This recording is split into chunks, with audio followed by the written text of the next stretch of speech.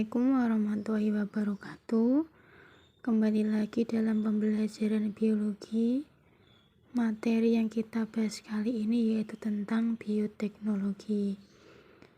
Dari namanya sendiri bisa kita pisah menjadi 3 bagian, yaitu bios, teknos, dan logos. Untuk bios kita tahu bahwa bios artinya hidup, kemudian untuk teknos artinya penerapan, kemudian logos artinya ilmu, di mana secara istilah maka dikatakan bioteknologi merupakan ilmu yang mempelajari penerapan prinsip-prinsip biologi atau teknik pemanfaatan organisme untuk menghasilkan suatu produk yang nantinya bermanfaat bagi manusia. Kita tahu dalam bioteknologi erat kaitannya dengan cabang ilmu yang lain. Yang pertama yaitu ada mikrobiologi, di mana ini merupakan cabang ilmu yang mempelajari tentang organisme kecil yang tidak dapat dilihat dengan mata secara langsung. Dikaitkan di sini yaitu pada proses pembuatan yogurt.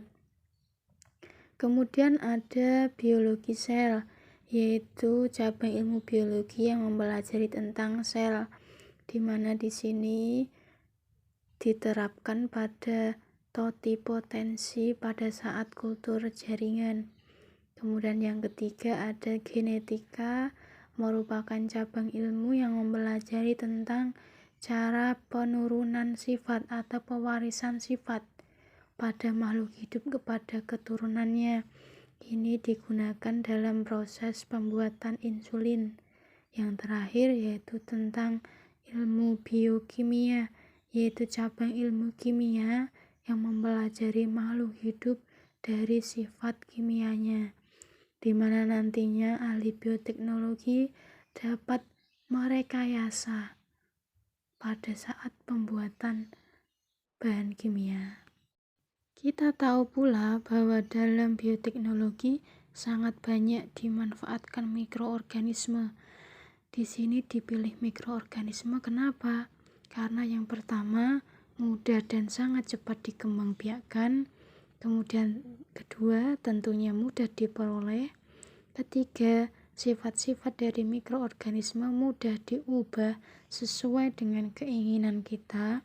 Kemudian ini mampu hidup hanya dengan menggunakan sisa dari organisme lain, dan yang paling penting mampu menghasilkan produk yang tidak membahayakan serta dalam kerjanya tidak membutuhkan tambahan zat dari luar tubuhnya karena telah mampu menghasilkan enzim sendiri.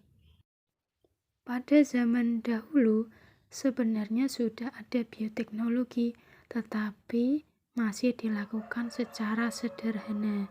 Perkembangan pesat dimulai setelah diketahui bahwa mikroorganisme dapat melakukan fermentasi, di mana di sini diteliti oleh Louis Pasteur. Oleh karena itu, ia dijuluki sebagai bapak bioteknologi. Secara umum, bioteknologi dibagi menjadi 2 jenis. Yang pertama tradisional, kemudian yang kedua modern. Untuk tradisional sendiri ada nama istilah lain yaitu konvensional, di mana jenis ini dilakukan masih secara sederhana. Sedangkan untuk modern sudah dimulai dari ketika ditemukannya DNA. Setelah itu maka terciptalah bioteknologi setelahnya dengan proses yang lebih canggih dan lebih rumit. Aplikasi bioteknologi konvensional. Yang pertama dalam bidang pangan. Kita tahu dan kita sering jumpai 2 makanan ini, yaitu tempe dan tape. Untuk tempe sendiri menggunakan mikroorganisme Rhizopus oligosporus, sedangkan untuk tape yang biasa terbuat dari singkong menggunakan mikroorganisme Saccharomyces cerevisiae.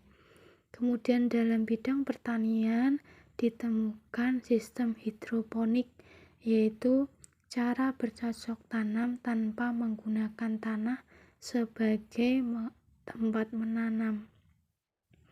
Di mana kita tahu biasanya hidroponik sendiri menggunakan air dan mineral tertentu untuk bercocok tanam.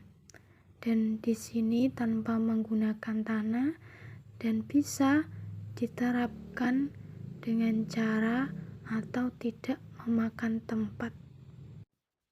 Kemudian yang ketiga ada bidang peternakan, yaitu ditemukanlah sapi Jersey, di mana sapi ini diseleksi manusia agar menghasilkan susu dengan kandungan krim yang lebih banyak. Kemudian yang terakhir yaitu pada bidang kesehatan, ditemukanlah penisilin untuk pengobatan, di mana dia diisolasi dari bakteri dan jamur. Saya rasa cukup untuk bioteknologi konvensional. Semoga bermanfaat. Saya tutup. Assalamualaikum warahmatullahi wabarakatuh.